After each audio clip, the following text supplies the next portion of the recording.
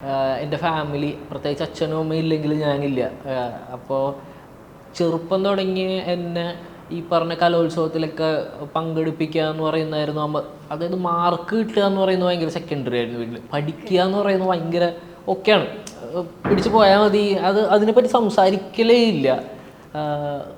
പക്ഷെ കലോത്സവങ്ങളും പരിപാടികളിലൊക്കെ നമ്മളെ പങ്കെടുപ്പിക്കാൻ വേണ്ടിയിട്ട് ഇവരിട്ടിട്ടുള്ള എഫേർട്ട് ഭയങ്കര വലുതാണ്. പ്രത്യേകിച്ച് അമ്മയുടെ ഇപ്പോഴും അമ്മയും അച്ഛനും ഭയങ്കര അവരുടെ ലൈഫ് റിവോൾവ് ചെയ്യുന്നത് ഇതിലാണെന്ന് എനിക്ക് തോന്നാറുണ്ട്. ഇപ്പോൾ വേറൊന്നുമല്ല, ഇത് മാത്രം. എൻ്റെ സിനിമ എന്താണ്, ഞാനിപ്പോൾ ഷൂട്ട് ചെയ്യുന്നത് എന്താണ്, എൻ്റെ സിനിമ ഇറങ്ങുമ്പോഴുള്ള റിസൾട്ട് എന്താണ്.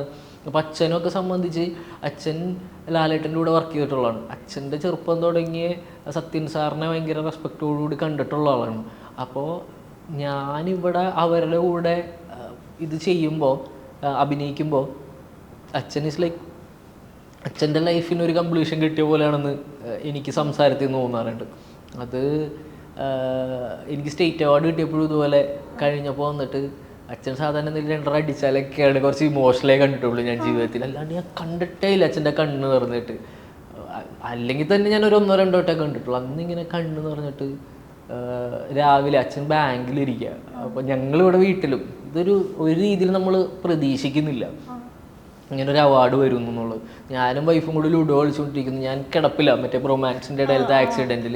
അപ്പോൾ എനിക്ക് മുകളിലത്തെ നിലയിൽ നിന്ന് താഴോട്ട് വരാൻ പറ്റില്ല. അപ്പോൾ എന്നാലും പയ്യെ 10 ദിവസം കഴിയുമ്പോൾ റെസ്റ്റൊക്കെ നമ്മൾ ഉടായിപ്പ് കാണിച്ച് തുടങ്ങുമല്ലോ. പയ്യെ എണീക്കും, പയ്യെ നടക്കാനൊക്കെ തുടങ്ങും. എനിക്ക് പക്ഷെ കടുത്ത് ഇങ്ങനെ അങ്ങോട്ടും ഇങ്ങോട്ടും അനക്കാൻ പറ്റില്ല എന്നുള്ളൂ. എണീക്കലും മൂവിങ് ഒക്കെ വലിയ കുഴപ്പമില്ല. ശരിക്കും റെസ്റ്റാണ്. എന്നാലും ഒരു മൊമെൻറ്റിൽ എനിക്കിങ്ങനെ കുറച്ച് കൺഗ്രാറ്റ്സ് വരികയാണ്. അപ്പോൾ ഞാൻ കൺഗ്രാറ്റ്സ് തന്നെ അവർക്ക് വൈ എന്ന് പറഞ്ഞ മെസ്സേജ് അയച്ചു.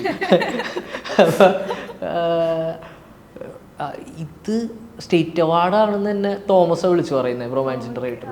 ഞാൻ നേരെ മുകളിൽ നിന്ന് ഈ റെസ്റ്റൊക്കെ മറന്ന് ഓടി സ്റ്റെപ്പിലേക്ക് ഒരു അമ്മ തുടച്ചുകൊണ്ടിരിക്കുക. അമ്മേനോട് പറഞ്ഞു, അമ്മ എനിക്ക് സ്റ്റേറ്റ് അവാർഡ്.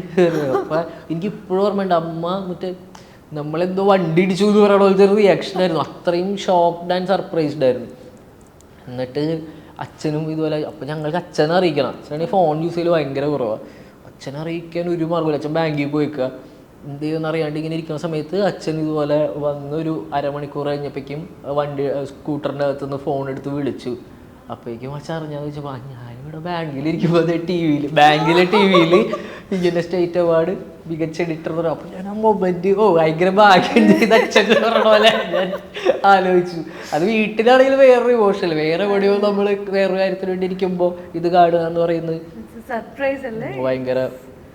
ഇപ്പോഴും അവർ തന്നെയാണ്, അവരും ഭയങ്കര ഹാപ്പി ആയിട്ട് ഇതിൽ ഓരോ മൊമെൻറ്റ്സും. ഒരു പാട്ടിറങ്ങിയാൽ പോലും അവർക്ക് അന്നത്തെ ദിവസം അതാണ് അവരുടെ സന്തോഷം.